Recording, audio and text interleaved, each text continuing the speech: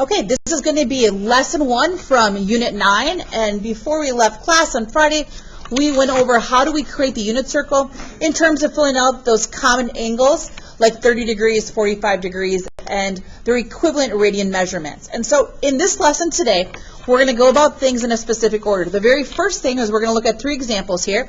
We're going to sketch the angle without using any maps that you've previously created with the unit circle. So where do I find 150? So I know that 150 is one of those common angles. I'm just going to put CA for common angles. And so I remember this by going by threes. So 3, 6, 9, 12, 15. This is my starting point. I'm going to go all the way over here. This is where 150 degrees lands. Now, if you were here on Friday, we talked about this and we used these colored, they look like triangles, but they're not triangles. They're called sectors. They have that rounded angle. So there's 1, you can see this here, right? There's 3, 6, 9, 12, and 15, adding that 0 on. So to go from this point all the way over here would be 150 degrees. The very first thing it wants us to do for this learning task is to sketch that angle without using any unit circle. So what is your understanding? The second thing is it wants us to state which quadrant it lies in. So as a quick reminder, when we number our quadrants, it's 1, 2, 3, and 4. So this lands in quadrant number 4. Lastly, it wants us to convert into radians. And so this is something you probably would have learned in geometry in Algebra 3, 4, but those that maybe have forgotten, we're going to take 150 degrees and we're going to multiply it times pi over 180. So I'm going to multiply straight across. I have 150 pi over 180. Those degree symbols are going to be eliminated, so now I'm in terms of radians. Now, if you could grab your calculator at this time, please. I wanted to show you a quick way for us to reduce this if you have the ability to use a calculator. Please type in 150 divided by 180, and then on the left-hand side, you're going to see the math button. Hit math once. This fraction, when I press enter, enter, it will fully reduce it for me. So 150 divided by 180 reduces to 5/6. That means this reduces to 5 pi over 6. Let's look at number 2. Is it a common angle? I'm not really sure. So what I need to do here is the first thing it wants me to do is this does not want me to convert into radians, okay? It wants me to try to sketch this. Well, I know that 450, let's see here, if I take 450 and I subtract 360, because I know that one revolution around a unit circle is 360 degrees. So if I take 450 and I subtract 360, I end up with 90. So 450 is going to be 360 plus 90. How does that help me? Okay, we start here on this start line, and if it's a positive value, I'm going up. So I'm going to do 360, that's one revolution, plus an additional 90. This is where it lands. I want to see those circles. How do we get to this point? If you only do this, I think this is just 90. So 450 is one revolution plus an additional 90. This does not land in a quadrant. In fact, this lands on what you guys perceive right now as the y-axis. We're going to learn another name for that axis later on, but right now you think of that as the y-axis. Now we're going to convert this into an equivalent radian measurement. So I'm taking 450, and whenever we go from degrees into radians, we're going to take 450 times pi over 360. So on my calculator, with me please, we're going to go 450 divided by 360. Oh, whoa here. I am so sorry. Good thing I caught that. Divided by 180. Remember, at this point, we're at 1 pi, which is equivalent to 180 degrees. I caught my mistake soon enough. So 450 divided by 180. We can hit math on the left-hand side. Fraction is highlighted. Enter, enter, and we get 5 pi over 2. 5 pi over 2. Don't forget the pi symbol.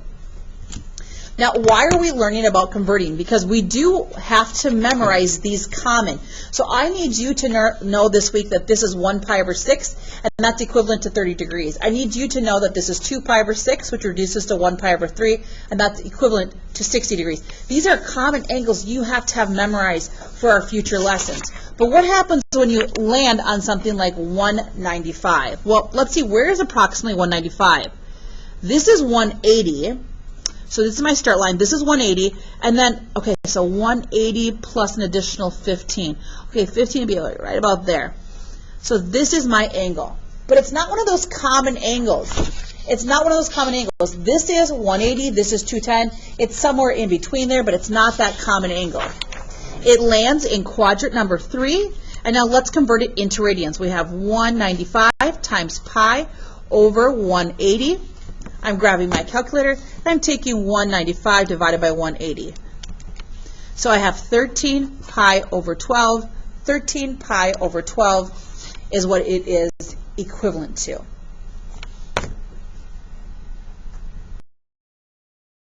Last two examples in this intro to Unit 1 video is now we're going to be given a radian measurement, and we're going to go backwards. We're going to do we're going to graph it, and we're going to find the quadrant and then the degrees. This is where students struggle.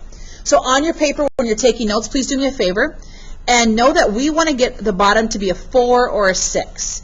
Why is that? Where is that coming from? Because remember, we have here, we have 6 of these angles with an interior angle of 30 degrees, or 1 pi over 6. There's 6 of these on top, right? So I can find those common angles when we have a denominator of 6, or I have a denominator of 4. Where does the 4 come from? We talked about that in our last class. We have 1 pi over 4. There are 4 of these in the upper half of that unit circle. So this does not have a 4 over 6. So I need to keep this exact same value of 4 over 6, but I need to transform it into another fraction. So it's going to be equivalent but different numbers.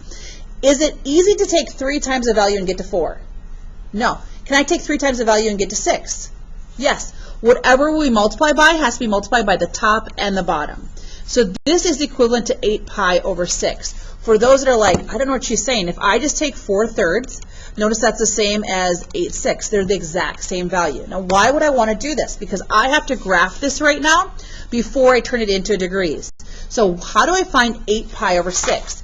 I'm using this angle here, and I'm going to count right now. I'm going to count 8 of these. So there's 1, 2, 3, 4, 5, 6, 7, and 8. So I'm landing right down here. I'm going to do that right now.